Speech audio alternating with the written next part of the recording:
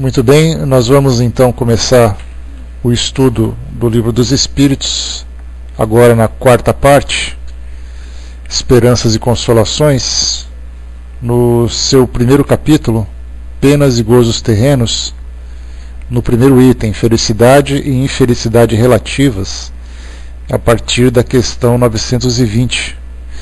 E a gente lembra sempre que o Livro dos Espíritos, sendo dividido em 4 partes, cada parte representando mais uma obra dessas 5 obras básicas, esse quarto livro representa o livro Céu e Inferno, contando um pouco sobre as pesas e gozos terrenos e as penas e gozos futuros também, falando um pouquinho sobre a história, sobre a trajetória de cada um de nós aqui no mundo físico e depois no mundo espiritual, como consequência daquilo que a gente vivencia aqui no nosso presente. Então, a gente começa esse nosso trabalho de hoje. Bom dia, André.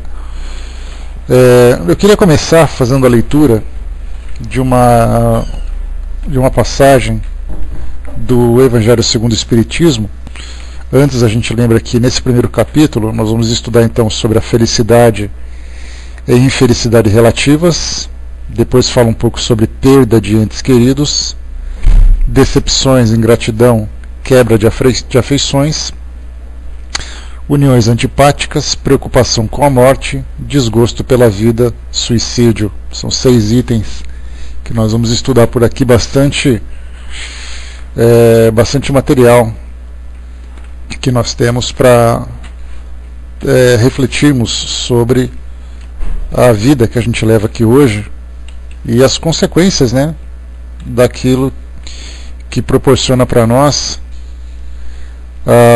uma vida tranquila, uma vida com dificuldades, uma vida problemática, tudo aquilo que envolve a nossa realidade hoje.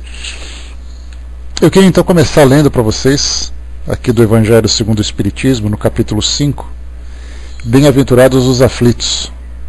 E lá nas instruções dos Espíritos, nós temos no terceiro item dessas instruções uma mensagem do Espírito François Nicolas Madeleine, Cardeal Marlot, e ele trouxe essa mensagem lá em Paris, 1863, e ele foi um espírito muito dedicado à causa da igreja, mas também ao trabalho social daquela época. E aí então o título dessa mensagem é exatamente essa: a felicidade não é deste mundo. E ele diz assim para nós: não sou feliz, a felicidade não foi feita para mim, exclama geralmente o homem em todas as posições sociais. Isso prova, meus caros filhos, melhor que todos os raciocínios possíveis, a verdade desta máxima do Eclesiastes: a felicidade não é deste mundo. Com efeito, nem a fortuna, nem o poder, nem mesmo a juventude em flor são condições essenciais da felicidade. Digo mais, nem mesmo a reunião dessas 3 condições tão cobiçadas, pois que ouvimos constantemente no seio das classes privilegiadas, pessoas de todas as idades lamentarem amargamente a sua condição de existência. Diante disso, é inconcebível que as classes trabalhadoras invejem com tanta cobiça a posição dos favorecidos da fortuna. Neste mundo, seja quem for, cada qual tem a sua parte de trabalho e de miséria, seu quinhão de sofrimento e desengano, pelo que é fácil chegar-se à conclusão de que a terra é um lugar de provas e expiações. Assim, pois, os que pregam que a terra é a única morada do homem e que somente nela e numa única existência lhe é permitido alcançar o mais elevado grau de felicidade que a sua natureza comporta, iludem-se e enganam aqueles que os ouvem. Basta lembrar que está demonstrado por uma experiência multissecular que este globo só excepcionalmente reúne as condições necessárias à felicidade completa do indivíduo. No sentido geral, pode afirmar-se que a felicidade é uma utopia, e cuja perseguição se lançam as gerações sucessivamente sem jamais a alcançarem. Porque se o homem sábio é uma raridade neste mundo, O homem realmente feliz não se encontra com maior facilidade. Aquilo em que consiste a felicidade terrena é de tal maneira efêmera para quem não se guiar pela sabedoria, que por um ano, um mês, uma semana de completa satisfação, todo o resto da existência se passa numa sequência de amarguras e decepções. E notai, meus caros filhos, que estou falando dos felizes da terra, desses que são invejados pelas massas populares. Consequentemente, se a morada terrena se destina a provas e expiações, é forçoso admitir que existem, além, moradas mais favorecidas, em que o espírito do homem, ainda prisioneiro de um corpo material, desfruta em sua plenitude as alegrias inerentes à vida humana. Foi por isso que Deus semeou, no vosso turbilhão, esses belos planetas superiores para os quais os vossos esforços e vossas tendências vos farão um dia gravitar, quando estiverdes suficientemente purificados e aperfeiçoados. Não obstante, não se deduza das minhas palavras que a terra esteja sempre destinada a servir de penitenciária. Não, por certo, porque do progresso realizado podeis facilmente deduzir o que será o progresso futuro, e das melhoras sociais já conquistadas, as novas e mais fecundas melhoras que virão. Essa é a tarefa imensa que deve ser realizada pela nova doutrina que os Espíritos vos revelam. Assim, pois, meus filhos, que uma santa emulação vos anime, e que cada um dentre vós se despoje energicamente do homem velho. Entregai-vos inteiramente à vulgarização deste Espiritismo, que já deu início à vossa própria regeneração. É um dever fazer vossos irmãos participarem dos raios dessa luz sagrada. A obra, portanto, meus caros filhos, que nessa reunião solene todos os vossos corações se voltem para esse alvo grandioso de preparar para as gerações futuras um mundo em que a felicidade não seja mais uma palavra vã. Aqui então, lemos o texto aqui do nosso Evangelho segundo o Espiritismo, só para a gente fazer uma introdução dessa mensagem, desse capítulo. Bom dia, Marcinha. Porque a grande expectativa que todos nós temos, e nós conversamos sobre esse assunto há um tempo atrás, a grande expectativa que nós temos é fazer com que a nossa vida seja protegida das amarguras que as experiências que a gente vive podem proporcionar.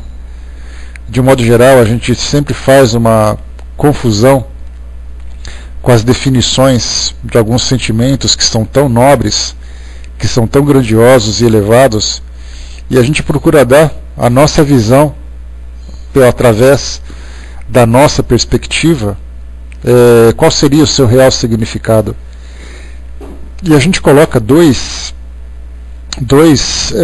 sentimentos, ou três sentimentos, três elementos das virtudes e dos sentimentos que a gente pode classificar como sendo dos mais complexos para o nosso entendimento, e que a gente acaba minimizando tanto a sua importância. É quando a gente fala do amor. Entender o amor, definir esse sentimento, é algo tão complexo para nós, que hoje a gente vive um sentimentos que se confundem com ele, de amor com apego, com afetividade. Mas quando se fala em amor propriamente dito, principalmente daquele que foi exemplificado por Jesus, ele é um amor imparcial. Quando a gente olha, por exemplo, quando a gente faz a leitura da história de Jesus, e aí então a gente lembra daquela passagem que ele era levado para a crucificação, para a pena capital daquela época.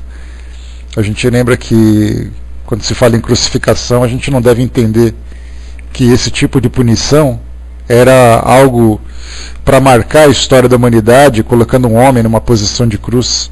Ao contrário, a crucificação era a pena mais dolorosa, era a pena de morte mais traumática para aqueles que eram os grandes criminosos. E Jesus era considerado um grande criminoso naquela época, tanto para a igreja, tanto para a instituição, para o judaísmo, quanto para o próprio governo romano, já que ele era um grande agitador ele era um subversivo, ele era um marginal comparado diante da visão dessas duas instituições. E aí então ele foi punido exatamente por isso, e foi levado à crucificação. E aí então naquele momento ele era conduzido por soldados que, pelas descrições que nós temos, e adicionando ali uma pitada de criatividade, a gente consegue imaginar ele caminhando pela via sacra, por todos aqueles pontos onde ele arrastava aquela grande cruz onde ele seria punido, através da qual ele seria punido. E aí então ele levava chicotadas, ele levava pedradas, ele era ofendido pelas pessoas. Chegando na crucificação, ele foi pregado, foi machucado, e depois ele foi furado e sofria todos os constrangimentos possíveis. E assim, diante das palavras, e a gente pode imaginar que essas palavras de fato correram pelos seus pensamentos, quando ele dizia, perdoe-os porque eles não sabem o que fazem.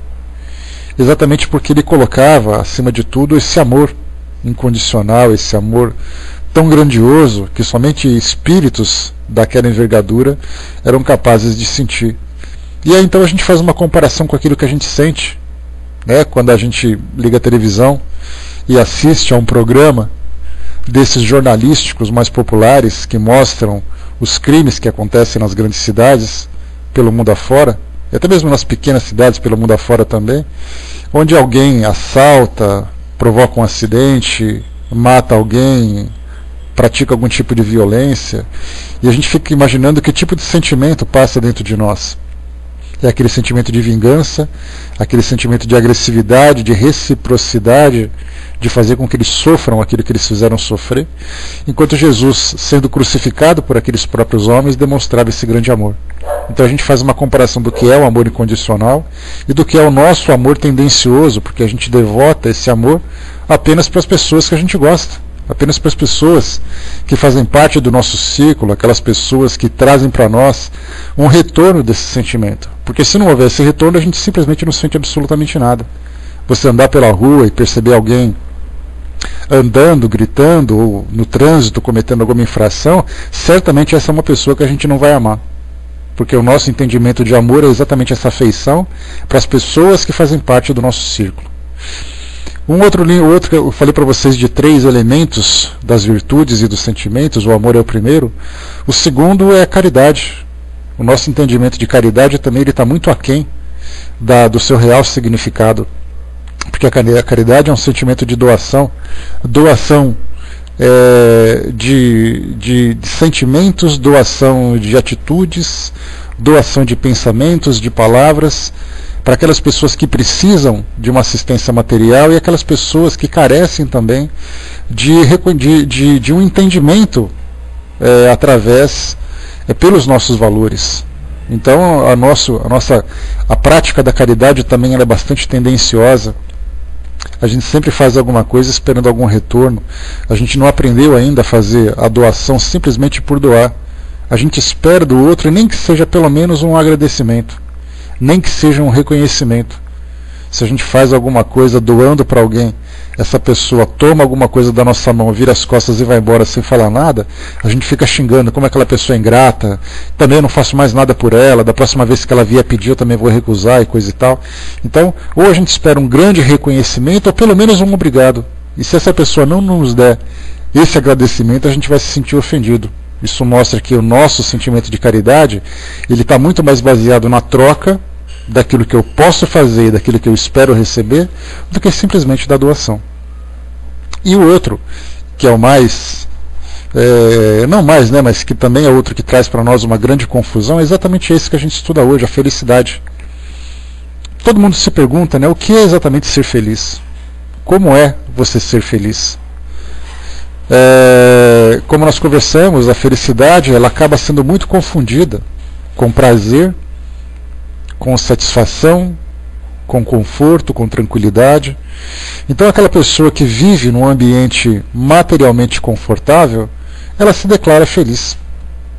Aquela pessoa que afetivamente tem alguém que possa acompanhá-la, tem alguém que junto a ela pode pode retribuir algum tipo de sentimento, ela também se considera feliz.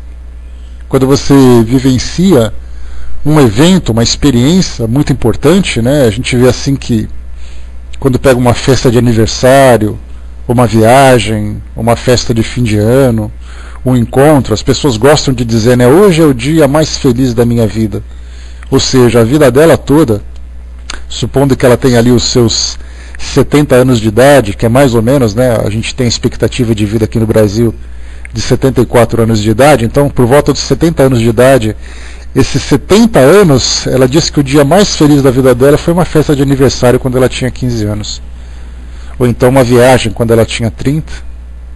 O momento do nascimento de um filho quando ele tinha os seus 20, 30 anos também. Então normalmente a gente classifica como momentos felizes, aqueles momentos de grande satisfação, de grande alegria.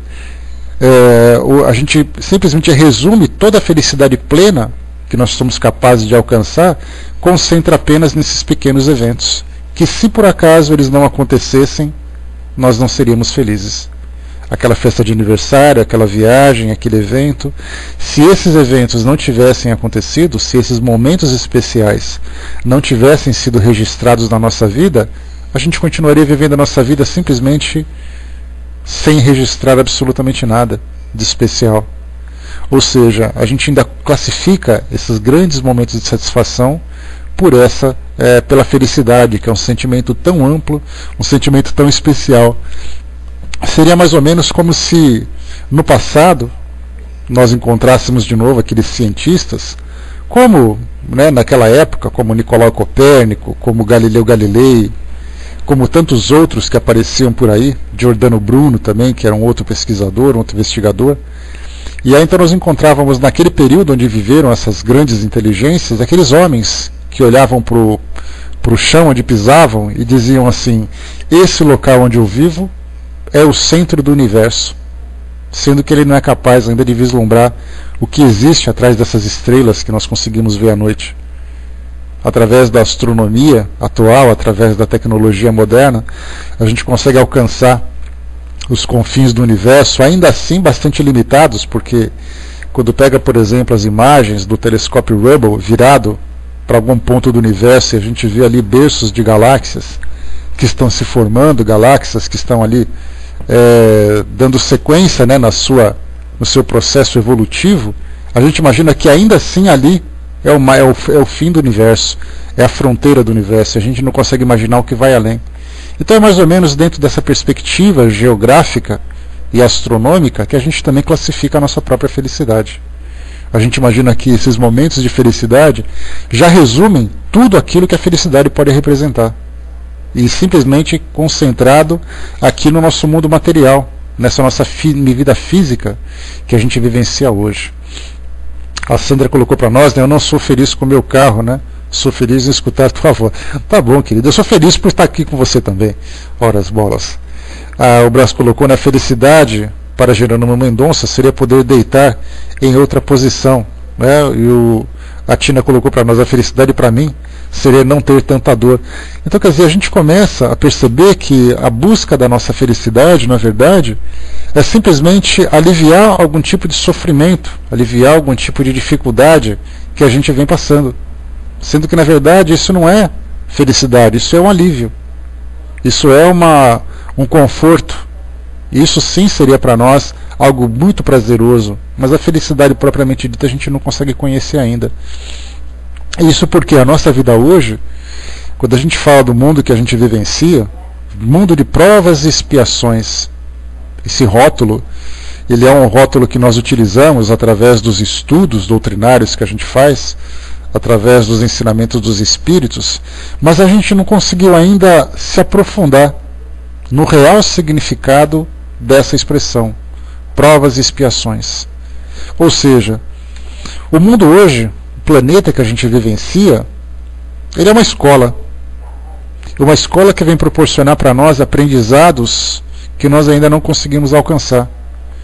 Aquele aprendizado que vem formando a base onde de fato a felicidade pode ser construída. Nós estamos ainda arando um terreno, nós estamos ainda preparando o solo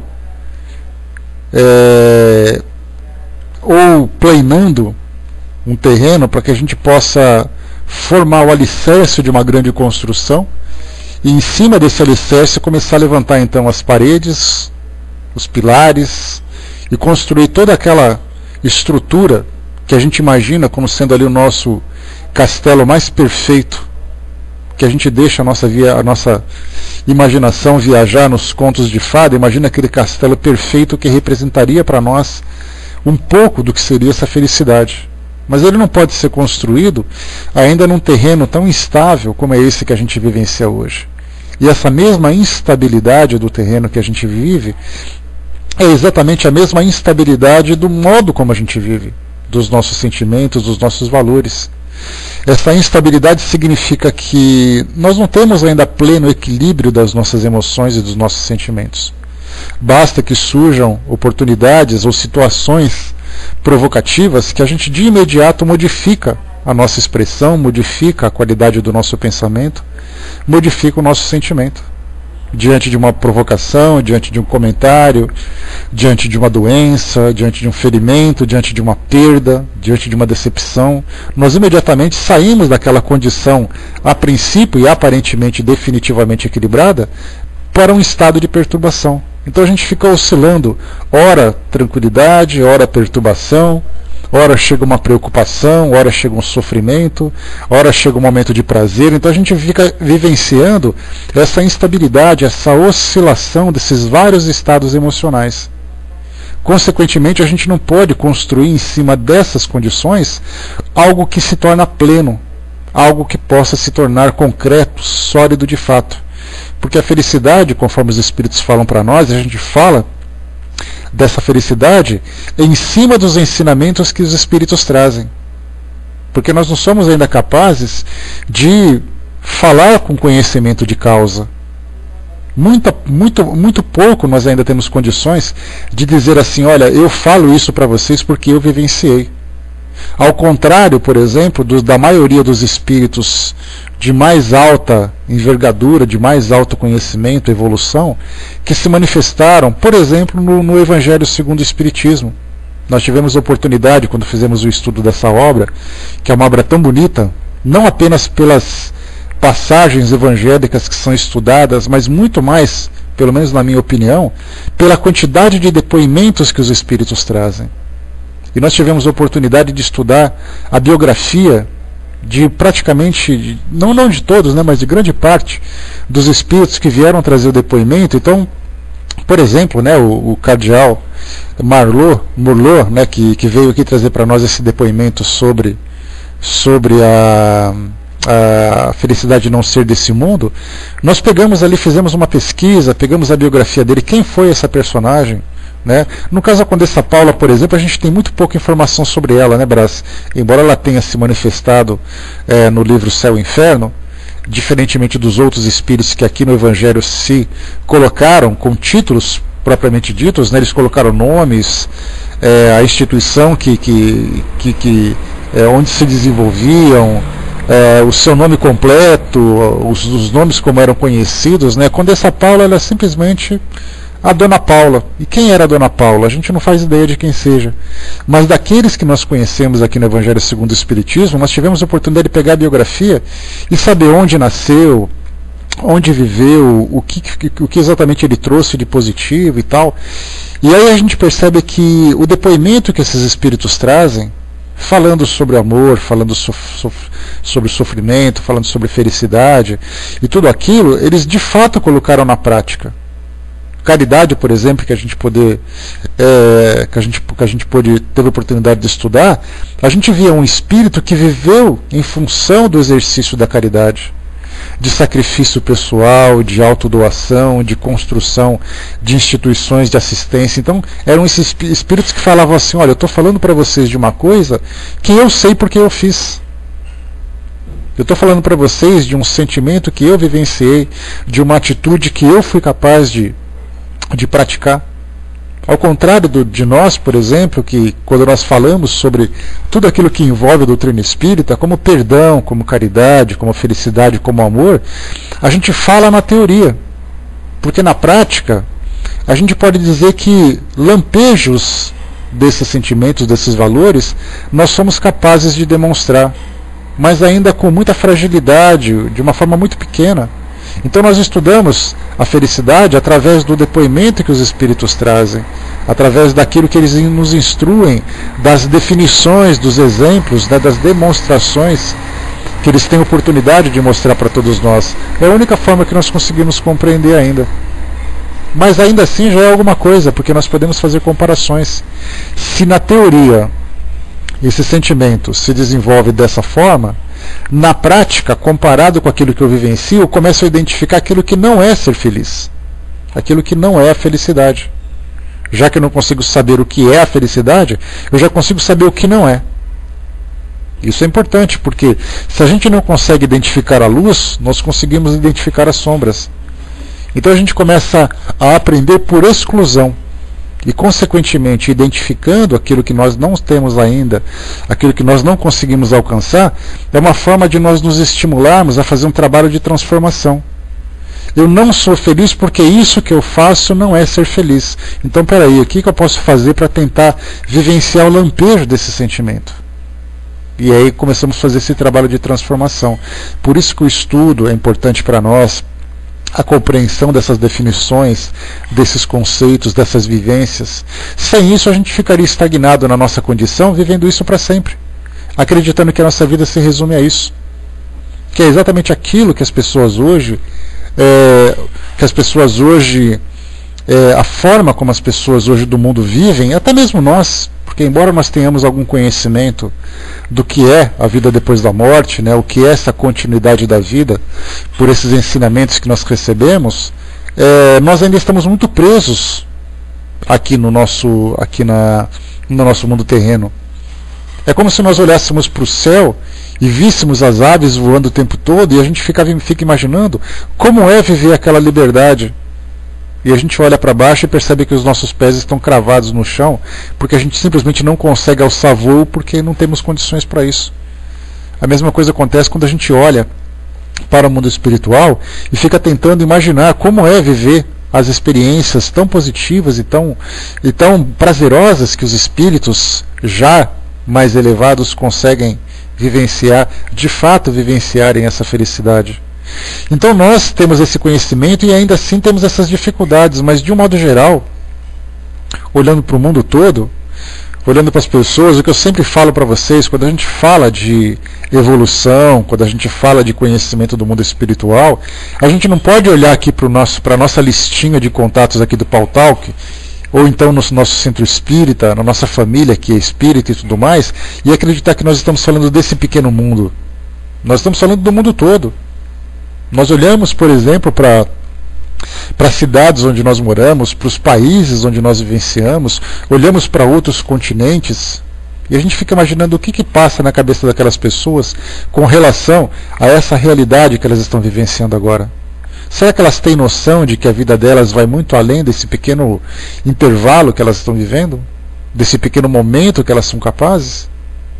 Quando a gente olha, por exemplo, né, para a África, para a Ásia, para a América do Norte, para os países da América Latina, para a Europa, para vários tantos lugares pelo mundo, e a gente começa a pensar assim, aquela pessoa que mora naquela casa, que mora naquela pequena rua, no canto do bairro, será que ela tem noção de que a vida dela vai muito além dessas experiências que ela está vivenciando, de ter que acordar, de se alimentar, trabalhar, dormir de novo e coisa e tal?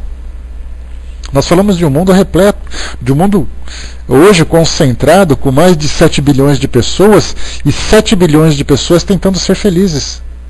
Só que o problema é que a esmagadora maioria, a gente não pode dizer todos, porque nós temos aqui espíritos que são realmente já mais esclarecidos que nós e conseguem ter uma visão diferente do mundo, mas a esmagadora maioria do mundo ainda vive nessa expectativa de viver pequenos momentos de satisfação, acreditando que a vida delas se resume nisso, porque elas não acreditam naquilo que vem depois. Até mesmo aquelas que acreditam nessa felicidade do mundo espiritual, vivem as suas vidas ainda em busca desses pequenos momentos, porque simplesmente não tem conhecimento para isso. É como falar, por exemplo, para uma criança começar a falar sobre grandes filosofias do mundo, falar sobre grandes filosofias a respeito da existência, da consciência, da sabedoria, e uma criança vai olhar para você com aquela carinha cheia de interrogação, sem entender absolutamente nada. É mais ou menos o que acontece quando os espíritos falam para nós sobre essa felicidade, porque na verdade nós somos imediatistas. E como o sofrimento nos atinge agora, nós buscamos uma felicidade para agora. Nós não temos capacidade ainda de imaginar que a nossa vida, por sermos espíritos milenares, nós estamos passando por essas experiências difíceis, tentando corrigir deficiências do nosso caráter, para depois construir aquele alicerce sólido que a gente começou no início, para aí sim começar a construir sentimentos verdadeiros, sentimentos puros, sentimentos sinceros. E não ainda esses sentimentos que são tão fugazes, né, que acontecem rápido e de repente desaparecem. O Zé colocou para nós aqui, né, felicidade é algo, né, que pomos onde nunca estamos, né? E sempre estamos onde ela não se encontra, né? É aquela coisa de você querer buscar o pote de ouro no final do arco-íris, né, Zé? Cada vez que você chega naquele lugar, o arco-íris está num lugar diferente. E a gente vive nessa busca incessante, desesperada, tentando alcançar essa riqueza e nunca alcança. Exatamente porque a gente sempre coloca o objeto da nossa felicidade distante do nosso alcance. Infelizmente é assim. O Brás colocou, né, sem pensar que para elas voar se caçam também, né? Se cansam também. Até mesmo, né? A gente pensa que não, eu tenho que sair desse mundo para poder chegar no mundo espiritual e viver ali. E é mais ou menos nessa analogia que você fez agora, Brás, que a gente pensa naquelas pessoas que dizem assim: quando eu morrer, eu vou para o paraíso.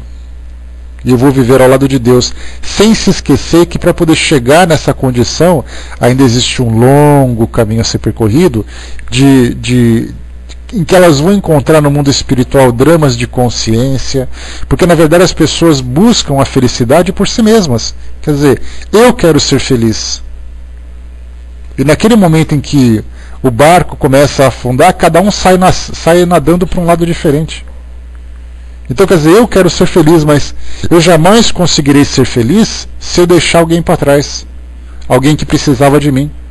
E é o que a gente percebe hoje, as pessoas estão se salvando, mas elas estão se salvando individualmente, acreditando que isso já é o suficiente para elas serem plenamente felizes.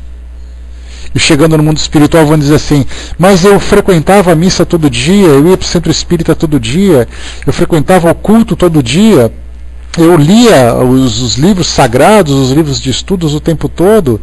Aí vão olhar para nós e falar assim: tá, mas o que você fez com esse conhecimento sem se usar para você mesmo? Onde você aplicou isso na relação que você tinha? Você fazia parte de um contexto, você fazia parte de uma realidade. Onde você aplicou tudo isso? E aí então vem as grandes decepções. Porque nós estamos assim, aprendemos que a salvação ela é individual. Mas um espírito plenamente feliz, ele jamais vai ser feliz. Aliás, um espírito sábio jamais vai conseguir ser feliz quando ele olha para trás e percebe que existe esse mar de lágrimas, esse mar de sofrimento que tem aí à volta. O espírito só consegue ser feliz quando ele consegue aliviar o sofrimento do outro. Aí sim ele consegue se transformar interiormente. Então, de um modo geral, nós aprendemos isso. Que de uma forma egoísta, a felicidade é de uma forma egoísta, mas a felicidade não pode ser egoísta. É exatamente o Sirfal, né? O egoísmo é exatamente isso. Você tem que se salvar, mas e as pessoas que estão lá fora? Isso é problema delas. Eu estou fazendo a minha parte, eu estou indo em busca, eu estou seguindo Jesus, eu estou indo em busca de Deus e coisa e tal, com aqueles chavões que normalmente ouvem nos discursos religiosos. É assim: olha, você está seguindo Jesus, tá, mas Jesus ele não pedia para ser seguido, ele pedia para que as pessoas trabalhassem com ele. E se ele andava pelas ruas ajudando as pessoas que precisavam, por que essas pessoas estão indo atrás dele e não fazem o que ele faz?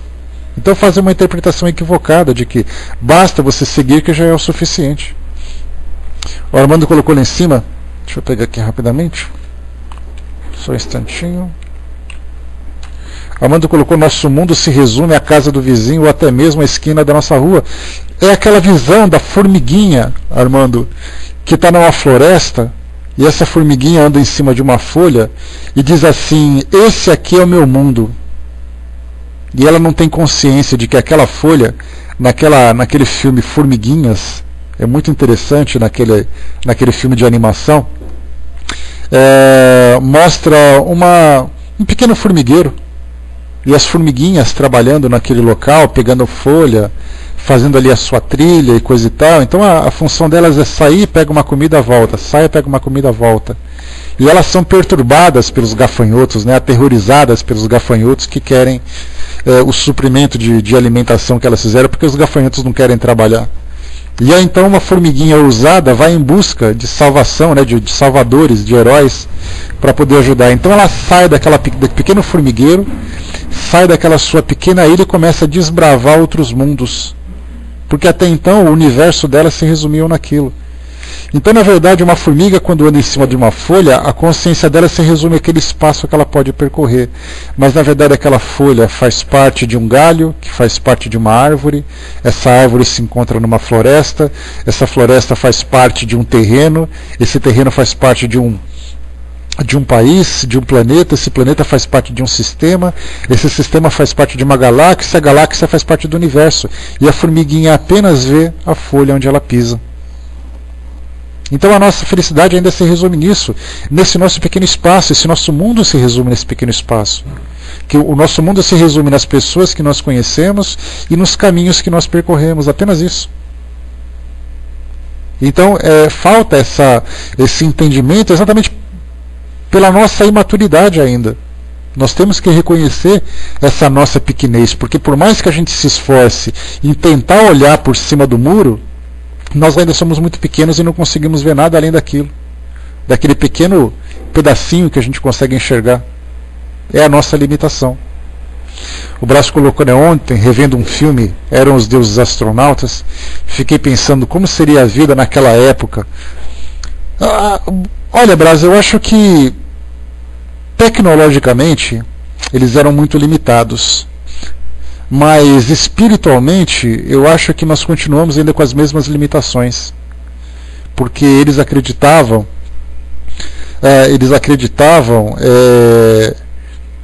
que existia alguma coisa depois da morte, né? Cada espírito tem a sua crença, tem o seu mito, mas geograficamente eles ainda tinham aquela perspectiva de que existia algo além, como nós hoje.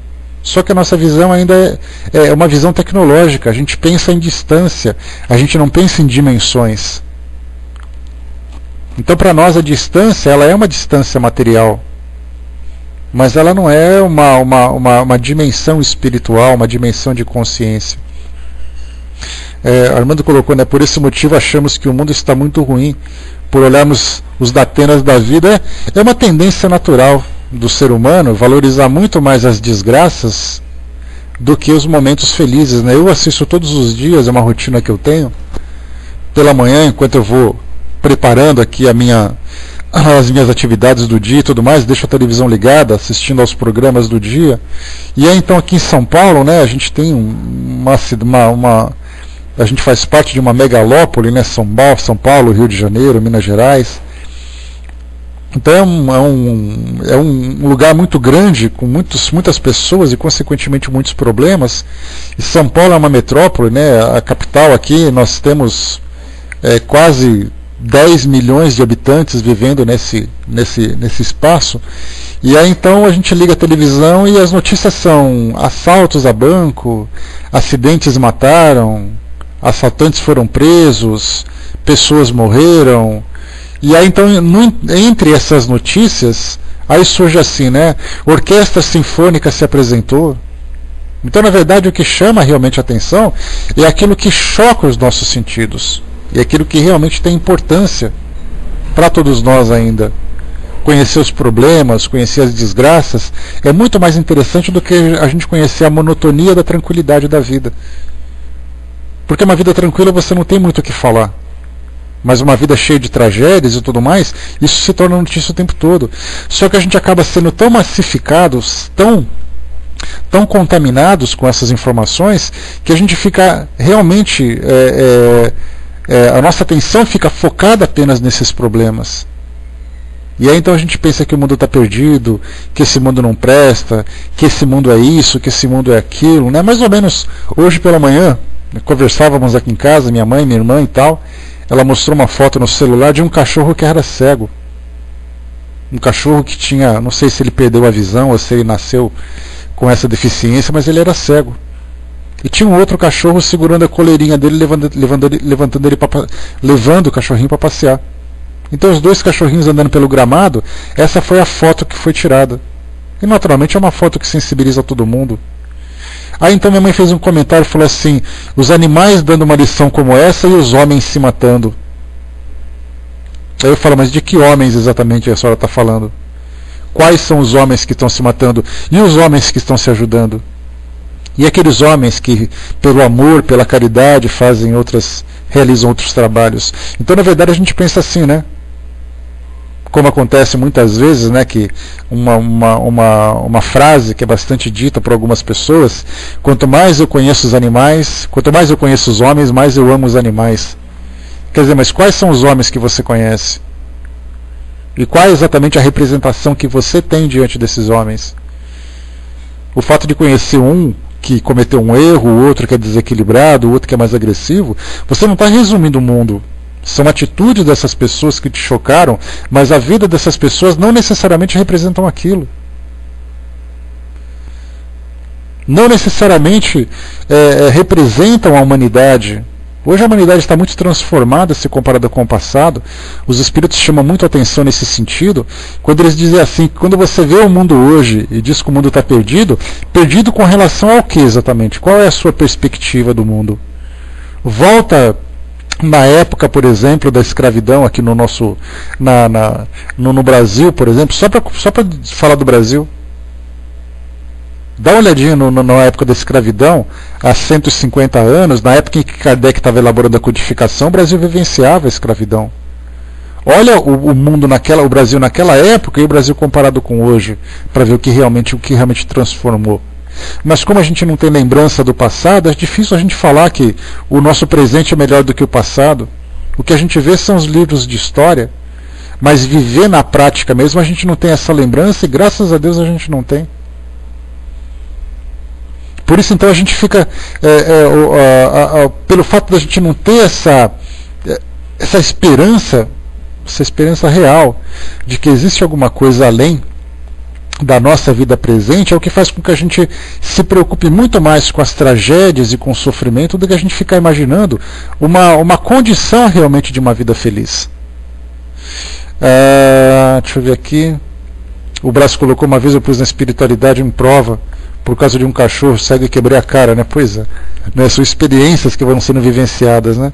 A Tina colocou, né? Cada espírito é um espírito, não podemos generalizar. Quantos homens fizeram e fazem tanta coisa boa? É isso que falta para nós, Tina, alimentar esse otimismo, alimentar essa alegria de viver, alimentar essa esperança, apesar das dificuldades, mas a gente lutar realmente lutar motivado, sabendo que essa luta vai trazer para nós uma esperança.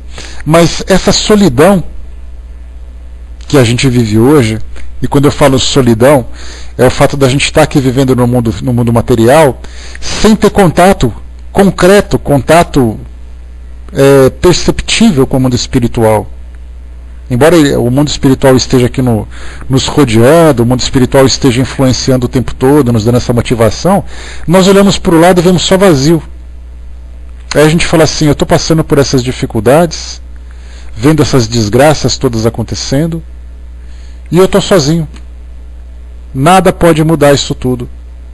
Então essa solidão, essa falta de confiança, essa convicção de que a nossa vida realmente tem essa trajetória tão importante de vivenciar experiências positivas e negativas para o nosso crescimento, visando aquele futuro diferente, faz com que a gente vá perdendo a esperança, vai fazendo com que a gente vá se desgastando.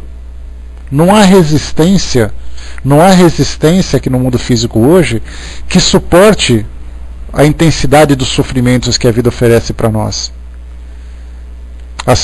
O sofrimento o sofrimento das relações, das decepções, o sofrimento das privações materiais, o sofrimento das doenças.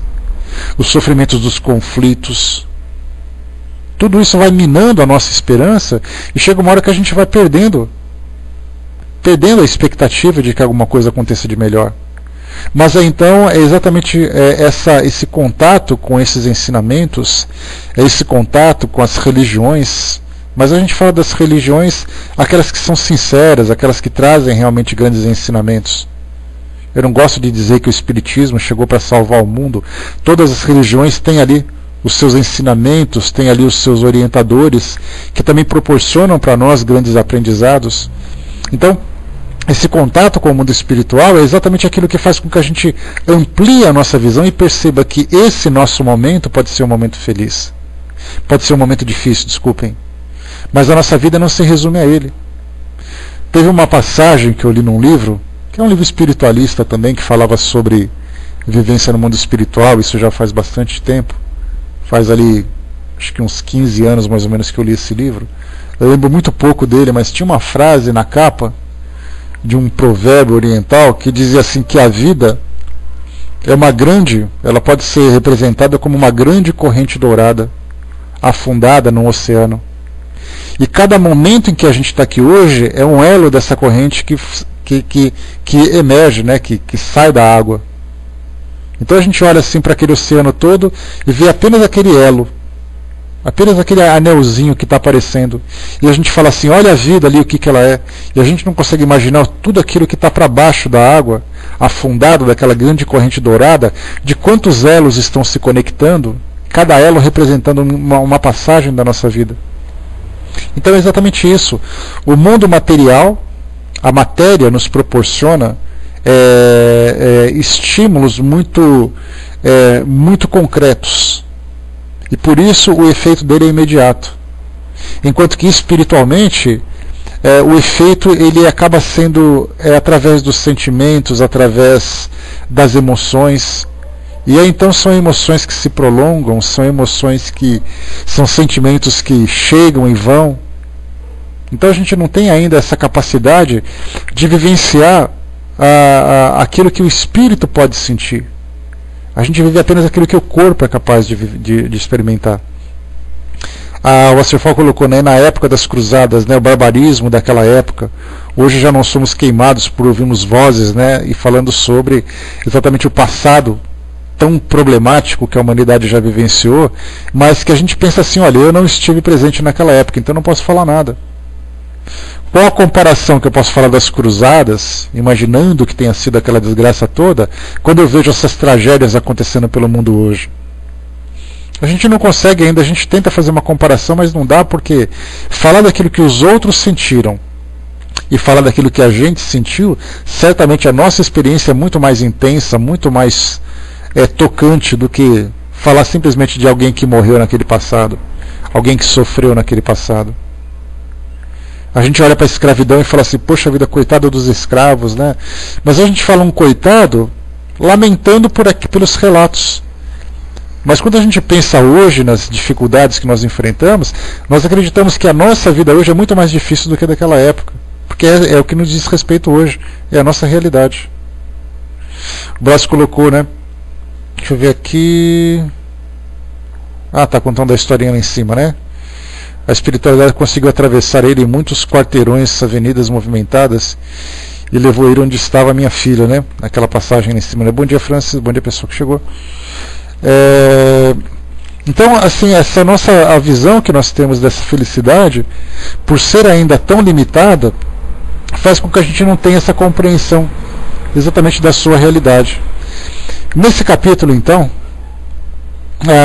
aqui nesse item 1, Kardec começa aqui colocando algumas questões em torno dessa dúvida, e os espíritos naturalmente tentam trazer para nós uma resposta, que a resposta por si mesma ela acaba sendo muito simples, muito objetiva, mas que se a gente tiver a capacidade de ler nas entrelinhas, analisar a profundidade dessas orientações, a gente vai conseguir tirar muita informação.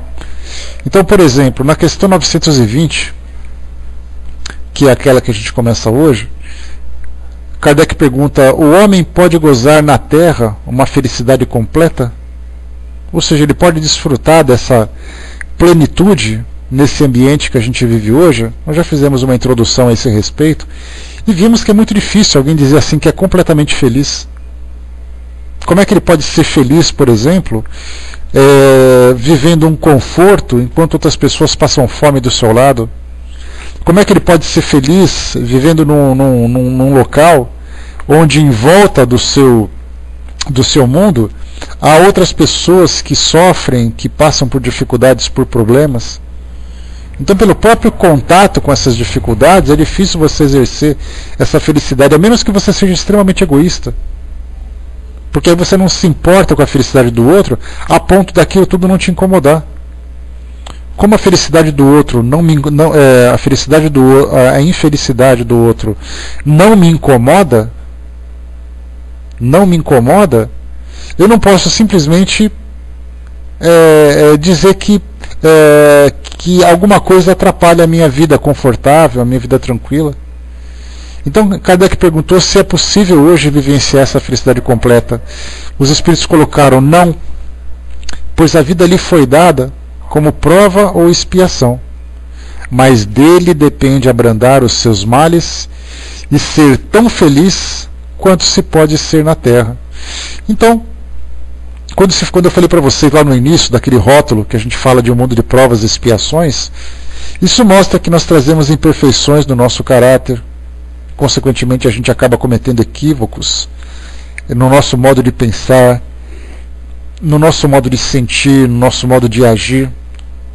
Então a gente vivencia experiências que estão ali tentando mostrar para nós o retorno daquilo que a gente faz.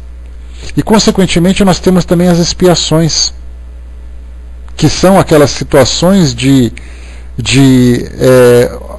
as oportunidades de corrigir aquilo que nós vivemos no passado de negativo, aquilo que nós destruímos, ou aquilo que nós transformamos de um modo mais destrutivo.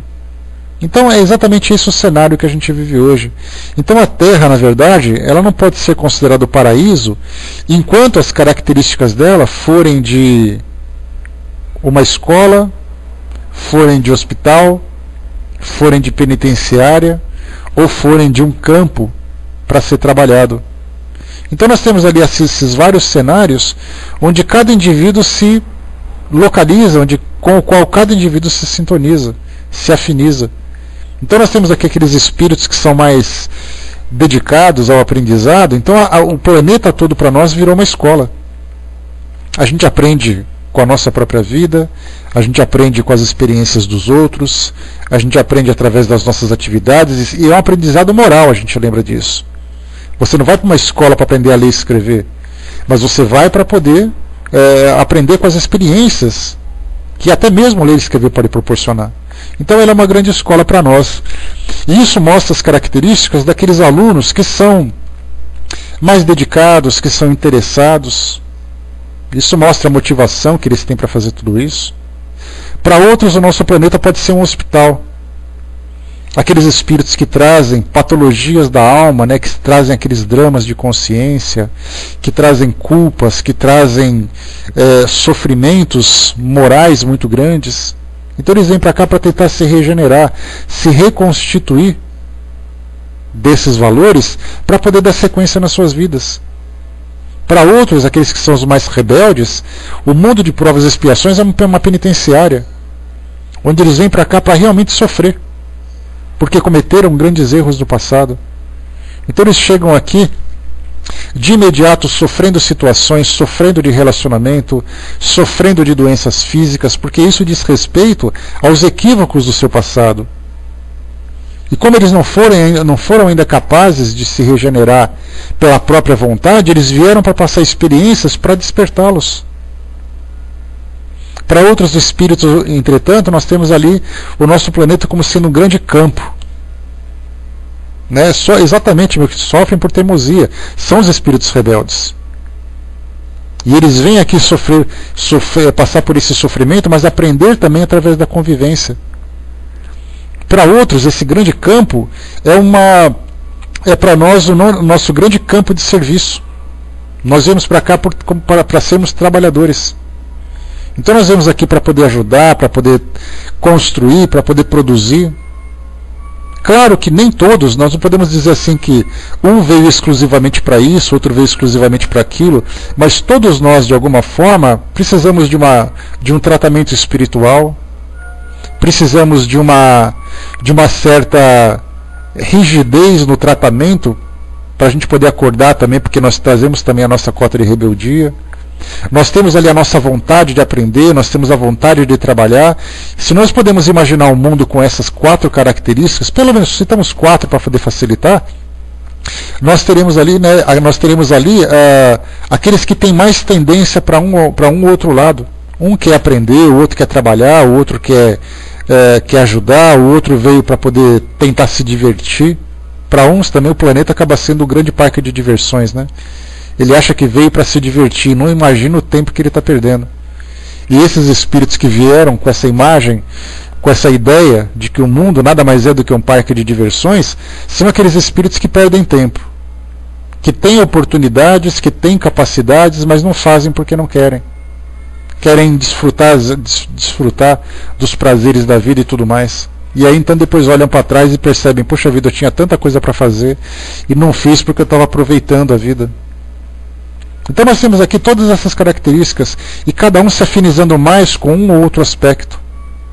Mas a gente percebe então que, sabendo que aqui não é um paraíso, sabendo que aqui não é, aquele ambiente onde nós desfrutamos da plenitude, até porque também a gente lembra sempre que nos mundos mais felizes, onde os espíritos vivem as experiências espirituais, eles não têm a necessidade da matéria. Eles não precisam se vestir, eles não precisam se alimentar, eles não precisam trabalhar para ganhar dinheiro, eles não precisam se preocupar com os problemas provocados no corpo físico que ele utiliza. Ele simplesmente vive a sua vida sem a preocupação de ter que sobreviver. Eles vivem as suas vidas produzindo pela atitude, produzindo pelo amor, produzindo pelo auxílio, pelo aprendizado.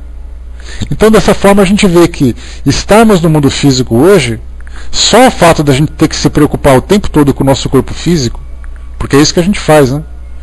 A gente se preocupa com o nosso corpo físico o tempo todo. Se você parar e deixar a vida levar, vai perceber que vai chegar uma hora em que você vai começar a sofrer por isso. Por isso então, estarmos no mundo material como o nosso, com essa densidade toda, mostra que toda essa restrição que o corpo físico oferece para nós, nos estimula o tempo todo a ter que produzir, fazer coisas. Ter que agir em função da busca desse conforto, da busca dessa satisfação.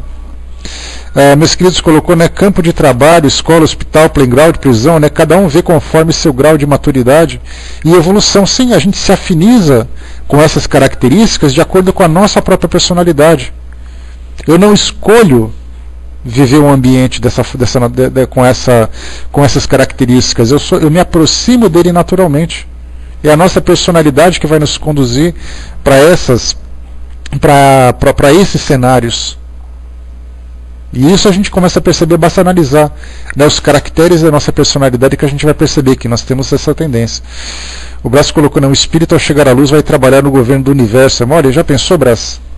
Será que a gente consegue imaginar os espíritos que vivem numa dimensão como essa? Eu acho que nem usando a nossa mais profunda criatividade a gente consegue alcançar um pouquinho do que é viver nessa dimensão. Meus queridos, colocou também aqui, a maioria dos nossos postos de trabalho depende do sofrimento, né, de um ser vivo ou da necessidade de alguém, né, os açougues, hospitais, comércio, né, pobre das mulheres, né, lembrou para nós ali o Zé, né, a gente não sabe nem trabalhar em equipe, né, tudo que a gente faz hoje diz respeito à nossa sobrevivência. Ou seja, se você ainda vive em função da sua sobrevivência, você não tem condições de viver a felicidade. Exatamente porque a sua mente está sempre ocupada em fazer coisas. Mas o mais complicado nisso, que é exatamente aquilo que os espíritos colocam na resposta para nós, que depende dele próprio, do próprio homem, abrandar os seus males e ser tão feliz quanto se pode ser na Terra.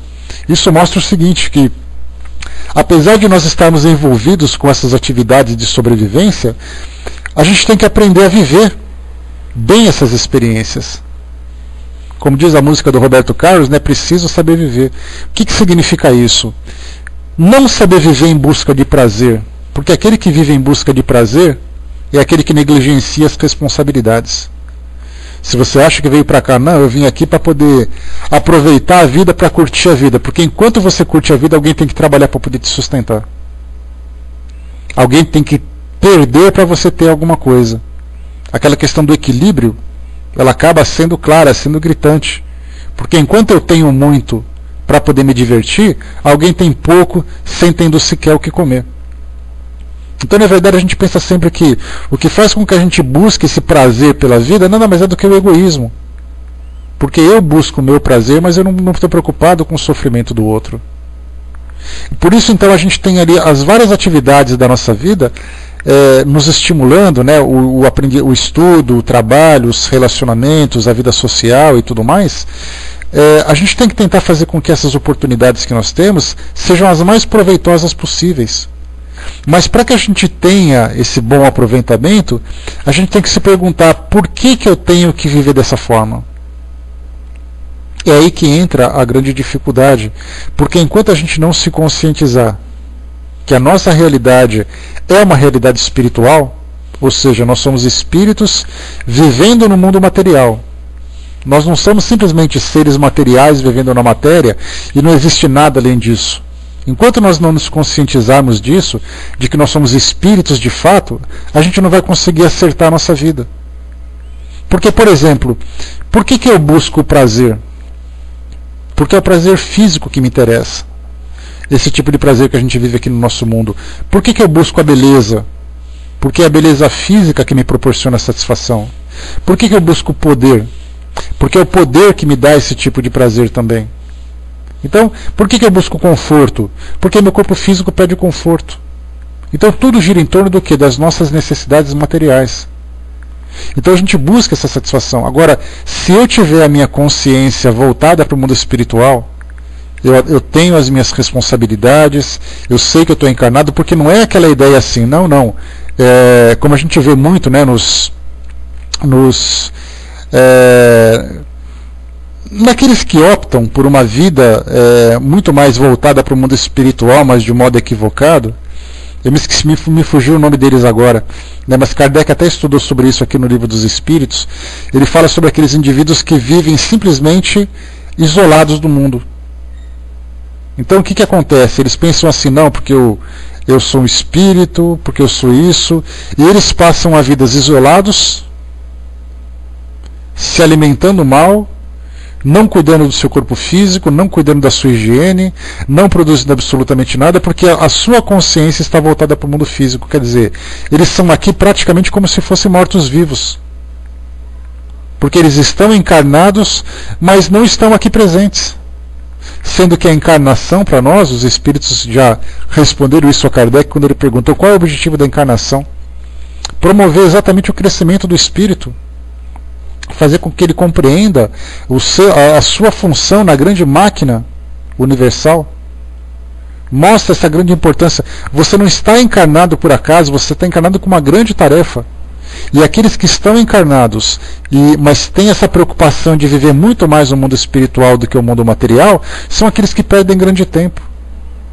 E nós temos isso em pessoas comuns que vivem voltadas, né? Nós temos ali, por exemplo, em todas as religiões, nós temos espíritas, protestantes, católicos, judeus, muçulmanos, hindus, shintoístas, não importa qual seja a religião deles, budistas e tudo mais.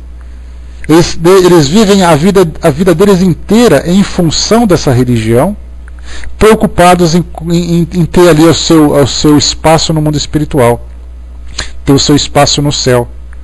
Mas eles acabam negligenciando todas as oportunidades que eles poderiam aproveitar aqui no mundo físico. Porque essa transformação interior, ela depende do quê? Do trabalho que ele pode realizar.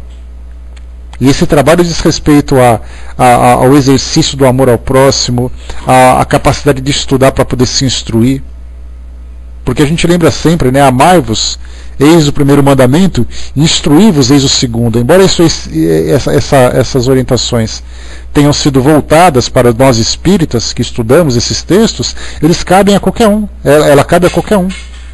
As pessoas devem aprender a amar ao próximo, e esse exercício do amor só se dá através da relação, através das atividades comunitárias, através da participação. E instruí-vos, eis o segundo. Então vem aquela questão da busca da instrução, a instrução do conhecimento propriamente dito, e também da instrução do que qual é a sua realidade espiritual. E aí então eles negligenciam essa oportunidade, jogam fora, desperdiçam, porque eles acham que vieram para cá para poder voltar. Ou seja, quando está no mundo espiritual, imploram para vir para cá. Quando chega aqui, implora para voltar. Nós não sabemos ainda aproveitar a vida. Aproveitar essa oportunidade de nós estarmos aqui. Esses anos que nós vivenciamos aqui, eles têm exatamente essa função. Esse período é assim, olha, você tem a oportunidade de crescer, de aprender, de trabalhar, de crescer como pessoa, de crescer como indivíduo, de aprender com as experiências e tudo mais, e quando você voltar para o mundo espiritual, leva com você a bagagem que você conseguiu acumular. Essa bagagem intelectual e moral. Muitas pessoas chegam aqui, vivem a vida nessas circunstâncias de abrir mão de tudo aquilo que a vida oferece e chega do outro lado sem absolutamente nada. Chega tão vazio quanto voltou. Tomara, né, Sandra? A gente tem que carregar muita coisa mesmo. Por isso é o problema que a gente observa. Nós temos que aprender a ser tão felizes quanto possível aqui na Terra. Só que, mais uma vez, essa felicidade possível aqui na Terra não é a felicidade egoísta. É a felicidade da conquista moral. É a felicidade do equilíbrio. É a felicidade da satisfação de ser útil, de ser produtivo, de ter ali aquele auto-reconhecimento. Não que a gente precise do reconhecimento, mas que a nossa participação na sociedade tenha realmente um bom retorno para nós. Aí sim a gente vai conseguir de fato dizer que soube aproveitar a vida, que soube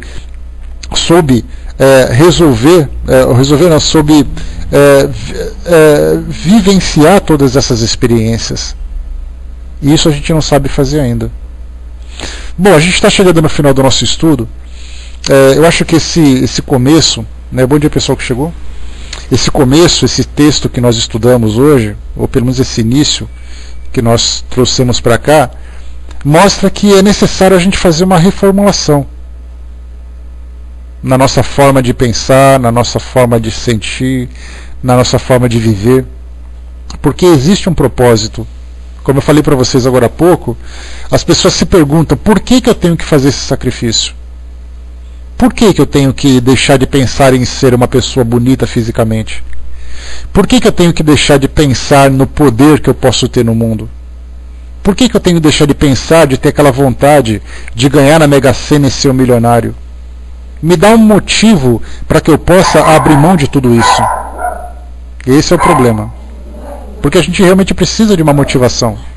Para que eu não queira ganhar na Mega Sena e queira comprar um carro importado, comprar uma mansão, fazer as minhas viagens, desfrutar de todos os prazeres, eu preciso ter um motivo muito forte para fazer isso. Uma pessoa que renuncia a isso, nas condições que nós vivemos no mundo hoje, a pessoa diz que não quer ser rica porque não quer desfrutar de tudo isso, é porque ela sofre de algum problema.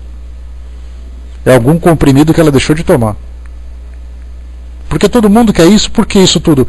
Porque essa riqueza toda, essa fortuna toda, nos proporciona um conforto que todo mundo quer ter. Agora, quando a gente começa a pensar assim, bom, tá certo que um pouco de conforto seria interessante, mas a minha vida não vive em função disso. Se eu tiver onde dormir, se eu puder viver bem, não viver com desperdício. Porque se eu posso, a gente pensa sempre no desperdício da seguinte forma. A gente vê algumas fotos, algumas fotografias dessas mansões que existem pelo mundo.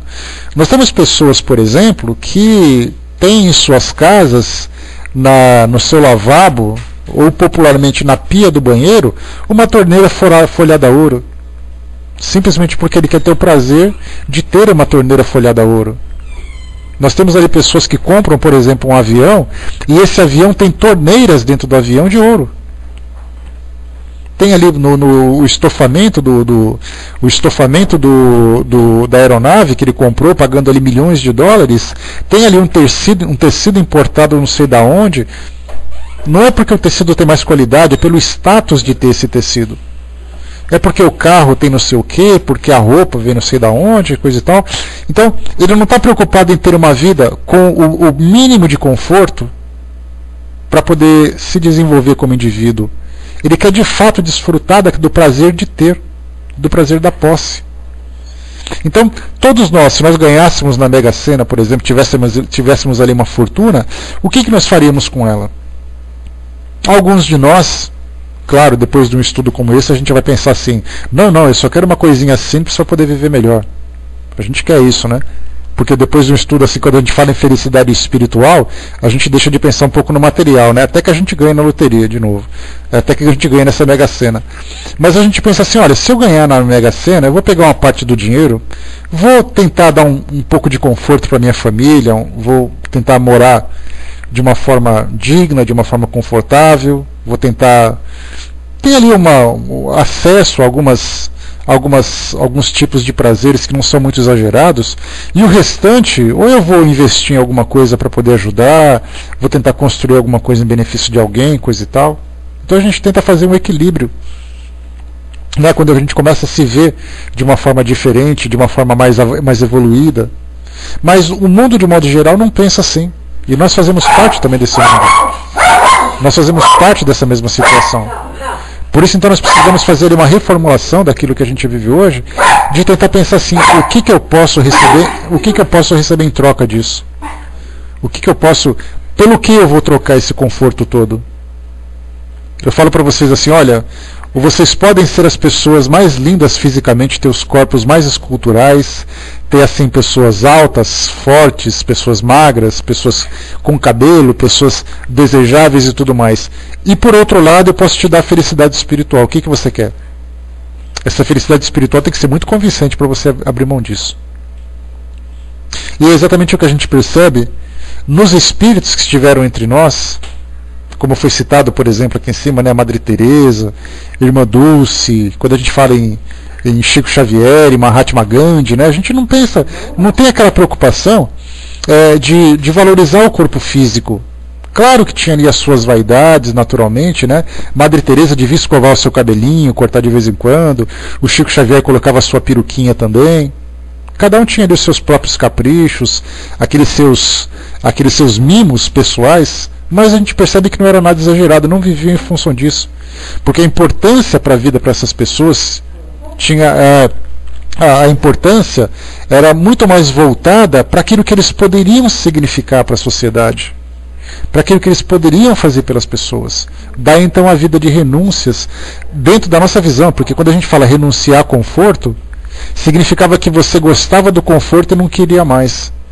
Mas para essas pessoas a vida delas era absolutamente normal. Eu estou satisfeito com a minha cama, estou satisfeito com a minha roupa, estou satisfeito com o lugar onde eu moro, estou satisfeito com a vida que eu tenho. Coisa que se nós estivéssemos naquela condição a gente não conseguiria. Porque a gente está acostumado com outro tipo de vida. Não com um padrão diferente, mas com prazeres diferentes. Então é isso que a gente tem que buscar. Isso vai acontecendo naturalmente, com o passar do tempo, com o nosso amadurecimento, mas também com um certo sacrifício, porque essa nossa fase de vida é uma fase de sacrifício. Você tem que abrir mão de algumas coisas para poder conquistar outras. Então a gente tem que pensar, você está disposto a renunciar a esse caminho para poder escolher aquele caminho? Não dá para você escolher os dois. Você não pode ser um indivíduo que cresce espiritualmente preocupado com o conforto que vai ter o seu carro, a sua casa, a sua roupa. Você tem que abrir mão. Você está disposto a isso? Então, naturalmente, a gente não está disposto a abrir mão de tudo de um lado para poder fazer tudo do outro. Então a gente abre um pouco, dispensa alguns caprichos daqui para poder conquistar algumas coisas ali. Só que essas mudanças podem ser muito mais intensas se a gente tiver consciência e realmente, como eu coloquei para vocês, motivação para fazer isso.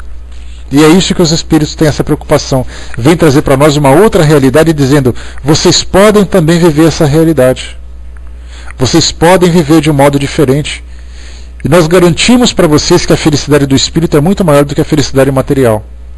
E aí então vai da nossa capacidade de acreditar, a capacidade de estar convictos de que isso realmente é real. Se esse mundo espiritual for para nós tão real quanto os espíritos passam, nós teremos um motivo para abrir a mão de tudo. Do contrário, não.